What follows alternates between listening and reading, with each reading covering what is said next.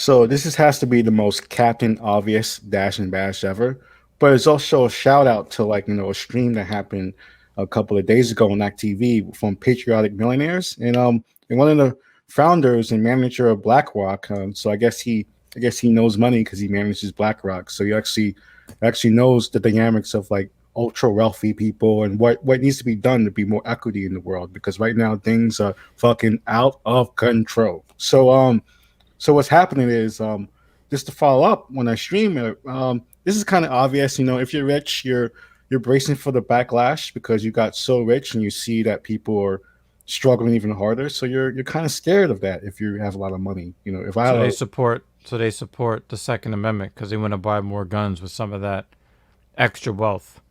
Now they're Because buying their bunkers and they don't even need guns. They don't need guns. They just get the robot dogs. They're oh past. yeah, shout out to Boston Dynamics Yeah, bringing the end of the and world drones. just a They little get bit robot closer. dogs, drones, and nuclear bunkers that are fixed up as beautiful condos. They don't even need guns. They have their own situation here. So pretty much what's happening here. Yeah, Morris Pearl, and he's talking about the stock market crashed, and yet somehow, people have made a whole lot of money. I mean, in fact, people made almost $1.3 trillion since last year, since the start of the pandemic. That brings the wealth of those small amount of individuals and their families to $4.2 trillion. Damn, that's plus.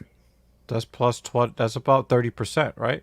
Oh, it's a little bit more than 30% Yeah, nearly half. in 1 year. Yeah, it's almost, yeah, in 1 year. And then perspective. That's pretty much double the amount that the wealth hold by the rest of the 333 million people in this country. They hold that much money.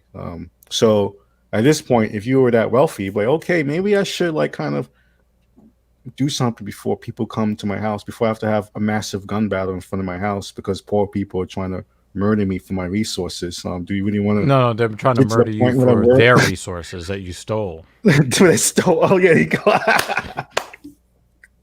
We're taking back our resources. So pretty much what this article is talking about, that the old grump act what's happening is like it's kind of like the old grumpy rich people are kind of like, they're not giving the money away, but what they're doing is investing it into like different kind of investment strategies now, just making stuff up at this point, with reversal, short selling, all kinds of crazy things, just really making things up to invest in to hide their money. And they're moving to other states, they're moving to other countries, all kinds of things. But at the same time, what's happening is, those grumpy old rich people are installing assets for their family members, younger family members who actually, even though they're super rich, they're a little more empathetic to the grumpy relatives. So what's happening is like philanthropy is might be actually a strange like kind of explosion of philanthropy that might happen because the younger generation are being given these assets because the older generation is trying to hide their money with being taxed. So what's going to happen is maybe the younger generation might be a little more empathetic before they get their heads chopped off, and we have to go steal the stuff that they Is that really? But is so that really being empathic if not at all. you're doing it so that Nope.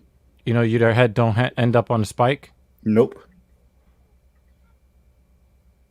And the thing is, like, this article is interesting. Like, I don't know how you feel about this quote that they reading, but it says, "We see so many conversations in families really gut checking and say, yes, we've had success, we've worked hard for success, but let's not be blind to the world around us, and let us make sure we can step out of a buddy." I said, Okay, so let me translate that for you. yeah. Let me translate that for you.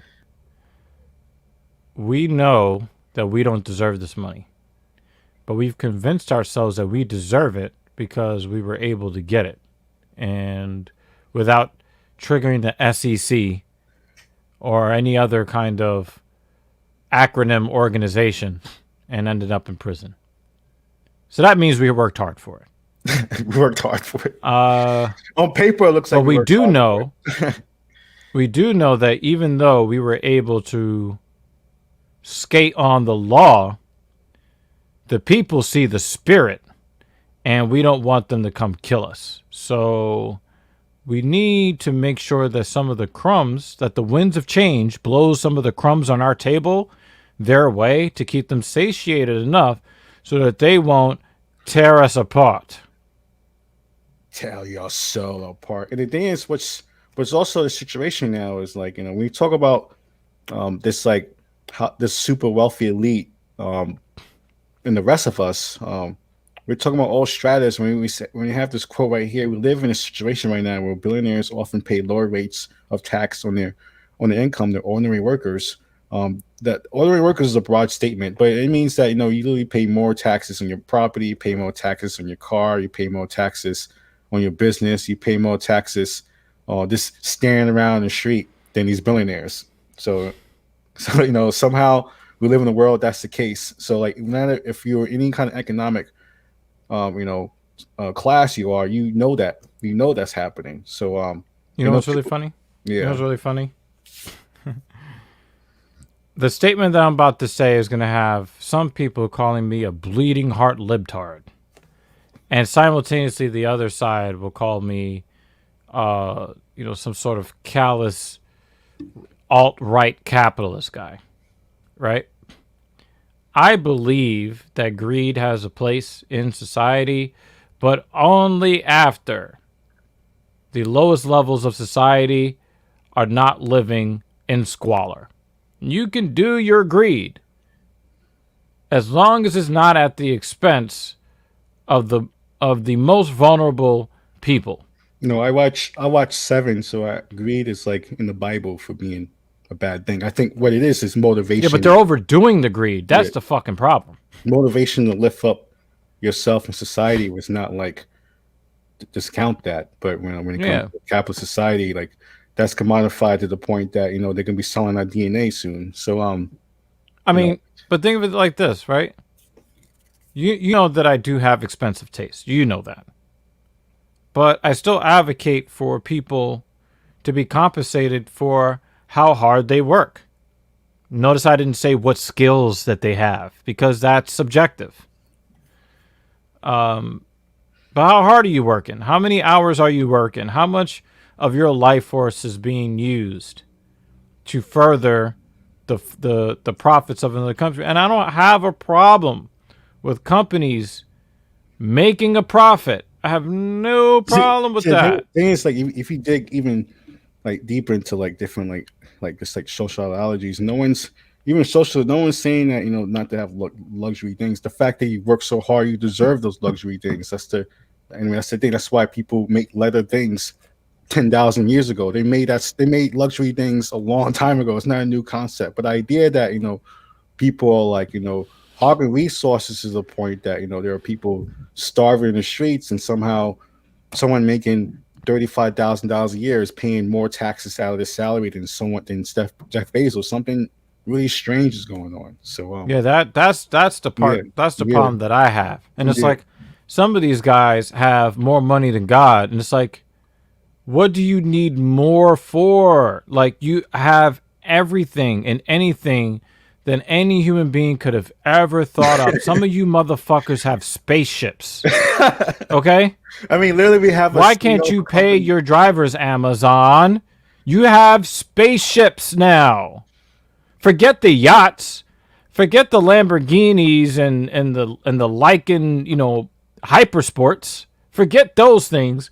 You have motherfucking spaceships. That go up to Don't tell me that you cannot pay your drivers. Don't tell me that you can't pay the people in the factories and in the warehouses. I don't want to hear that. Like, you can do that.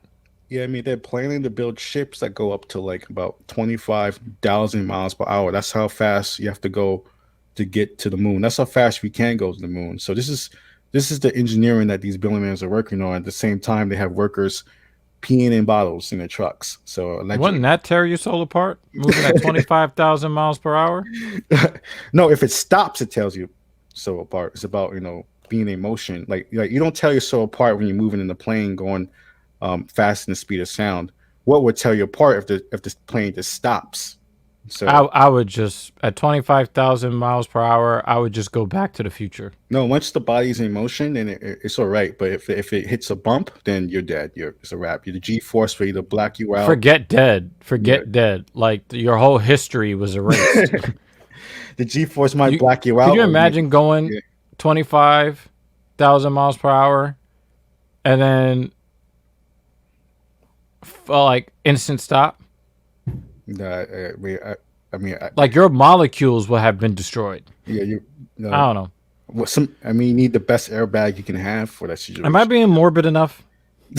I mean, we have Jeff Bezos is investing in this stuff. Elon Musk is investing in this stuff. They're making things that fast in a known universe at the moment, and they can't pay their workers decently. So that's Black Power Magic Hour on Twitter, Facebook, and YouTube. Follow us on act.tv with over 47,000 subscribers. Looks like it's inching to 48,000, which is crazy. And then Dr. Regines, he's live on YouTube, Twitter, Facebook, and Discord. I think Discord is really live with Dr. Regines. Always check him out there. And that's Dash and Bash.